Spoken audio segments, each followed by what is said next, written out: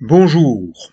Dans ma précédente vidéo, je vous ai montré que les falaises qui dominent Naxos sont en roche friable.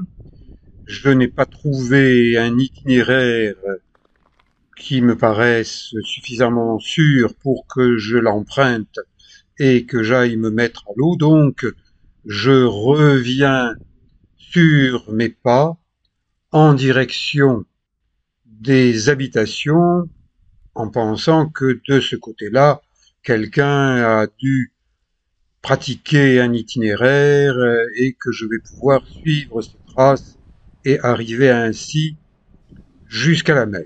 Je suis dans le quartier de la grotte. On dit que les premiers habitants de cette île de Naxos vivaient dans ce secteur dans des grottes et le niveau de la mer étant monté depuis, eh bien, ils préfèrent habiter ces belles maisons avec des carrelages en marbre, le marbre étant une roche que l'on trouve en quantité importante sur l'île de Naxos, ce qui a permis de bâtir des habitations, de créer des statues d'un genre particulier propre à cette île de Naxos. Donc, je traverse ce petit quartier de la grotte, j'arrive au niveau d'un promontoire au-dessus de la mer, un peu moins haut que dans le secteur où j'étais allé faire de l'exploration en marche, et il me semble qu'il y a un petit animal sauvage ou domestique qui vient se frotter contre moi en faisant des ronrons. J'aime bien les chats. Je ne copie pas des politiques qui disent aimer les chats. Et j'utilise ma caméra pour vous montrer l'angle de pente de ces falaises. Là, c'est raisonnable pour y marcher. Toujours ces rochers, ces petits îlots en mer qui me donnent envie d'y aller voir en palmant avec masque et tuba. La formule actuelle, c'est le snorkeling. Snorkel, c'est le tuba. Donc utiliser un tuba pour respirer et palmer, ça s'appelle faire du snorkeling. Là, j'ai repéré un escalier qui se dirige vers la mer, mais je constate qu'il manque un morceau sur le petit chemin bétonné, et effectivement, vous voyez qu'il n'y a plus que de la roche qui s'est éboulée, parce que cette roche est de nature friable, composite, et il y a un passage délicat. Si vous n'êtes pas habitué à pratiquer du crapahut, eh bien, vous ne pouvez pas passer demi-tour. Et si vous êtes en surpoids, comme le maire de Saint-Mandrier, eh bien, vous pouvez vous poser deux fois la question et vous dire, ben, c'est pas un passage pour moi.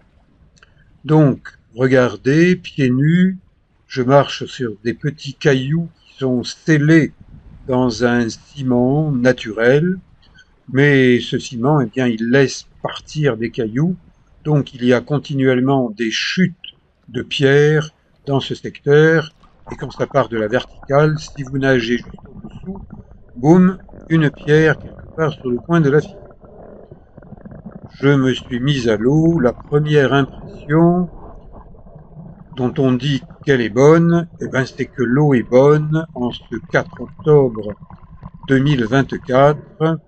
Elle a une bonne vingtaine de degrés. Je n'ai pas un thermomètre intégré, j'ai juste un pifomètre qui me dit, bon, ben, pour moi, avec une combinaison légère, eh bien, je vais pouvoir nager et l'eau est claire. J'ai l'impression que c'est une eau équivalente à celle d'une piscine, donc avec une bonne visibilité d'une vingtaine de mètres. Ces petits poissons noirs sont des castagnols. Eh bien, il y a beaucoup de ces castagnols ces hirondelles avec une queue en forme d'hirondelle. Je n'ai pas pris ma cagoule, l'eau est bonne, donc bien tête nue, ça va bien. Et j'observe de nombreuses anfractuosités sous-marines. Il y avait des grottes, et ben voilà, ça c'était une entrée de grotte, maintenant immergée. Je ne suis pas loin des habitations, pas loin de la plage de la grotte, et la batterie de ma nouvelle caméra donne des signes de faiblesse. Elle s'arrête de fonctionner, donc eh bien, il va falloir que je sorte, que je me sèche les mains, que je sèche la caméra pour changer la batterie. Regardez, pollution par les plastiques, ça c'est un filet de pêcheur, mais qu'il soit de pêcheur ou simplement un plastique de monsieur ou madame tout le monde, eh bien cela pollue la mer. Je suis sorti de l'eau, j'ai changé ma batterie, je me remets à l'eau et j'aperçois tout de suite un banc de sopes.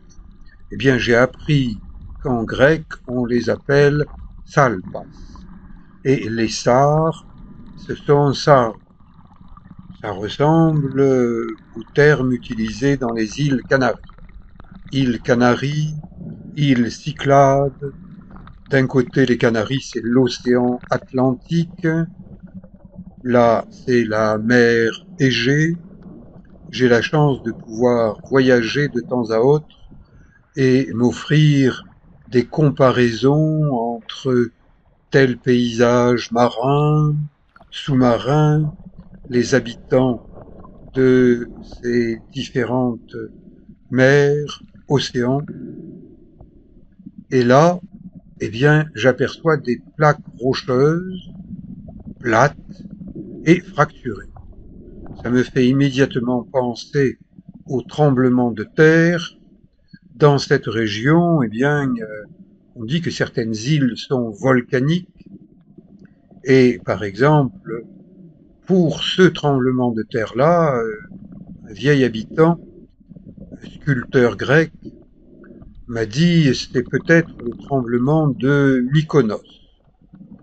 Bon, que ce soit l'un ou l'autre, un plus récent ou un plus ancien, là vraiment, il y a des lignes de fracture d'un terrain plat qui a cassé sous l'effet de secousses. Et ce gros rocher rond me font penser aux bombes volcaniques que j'ai vues sur l'île de Tenerife, dans les îles Canaries, et qui est une bombe volcanique. Alors, s'il y a eu tremblement de terre, il peut y avoir aussi projection de bombes volcaniques, et sous l'eau, eh bien, on voit quelquefois des choses qu'on ne voit plus en surface, là où les hommes ont réparé une partie de l'effet de ces tremblements de terre. Et là, ces espèces de buissons, comme des buissons d'ornement, posés sur un socle de cailloux arrondis, ce sont des posidonies, qui sont des plantes marines, sous-marines. Et là, vous voyez, il y a des rochers, ensuite, il y a une bande brune et il y a du sable.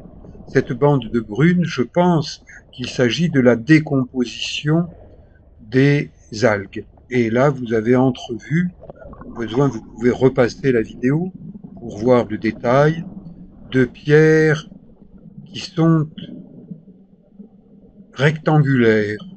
Donc, ça me fait penser à des vestiges de ce temple l'on appelle le temple d'Apollon.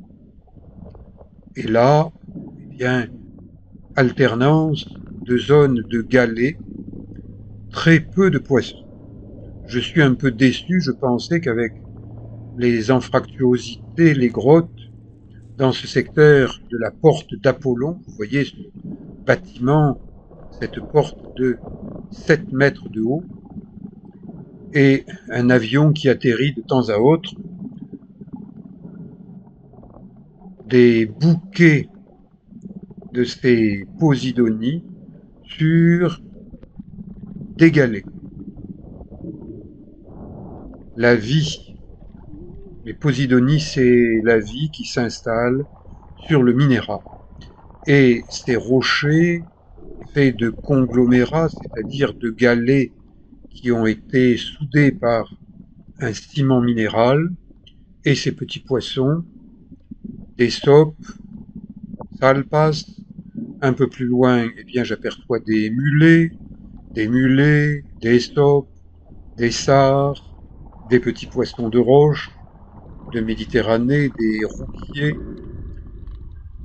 Là, entre ces rochers, attention, si jamais un gros bateau comme un ferry passe, eh bien, cela déclenche une série de vagues que certains appellent scélérates parce qu'elles arrivent par surprise, que si vous êtes très près des rochers comme ça, vous pouvez être projeté sur les rochers par ces vagues. Donc, lorsqu'on nage près des rochers, on doit être beaucoup plus aux aguets que lorsque l'on nage en pleine eau, en pleine mer.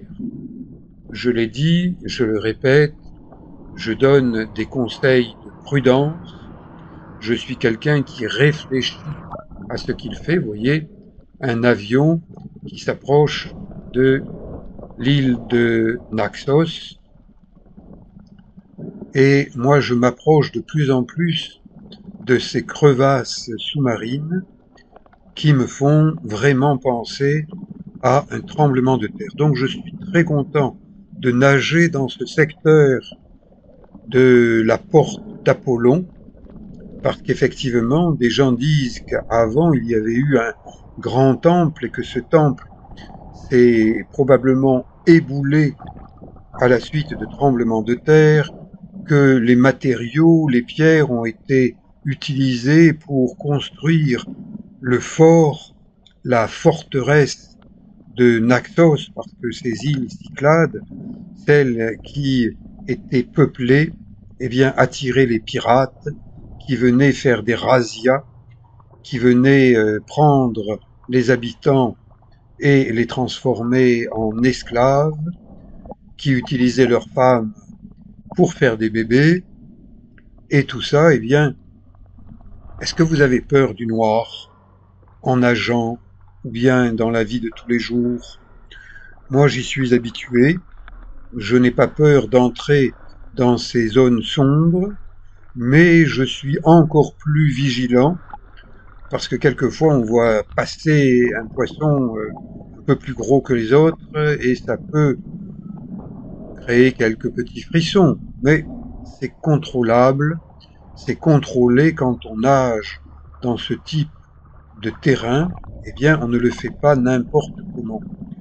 Et c'est pour ça que j'ai un projet associatif, j'aimerais trouver de bons nageurs pour m'accompagner, pour prendre un peu le relais et permettre à d'autres nageurs à apprendre à nager sur ce type de terrain. Donc si jamais vous êtes dans la catégorie des bons nageurs, des nageurs un peu aventuriers, contactez-moi via mon site ericlon.com, vous trouverez mon adresse courriel.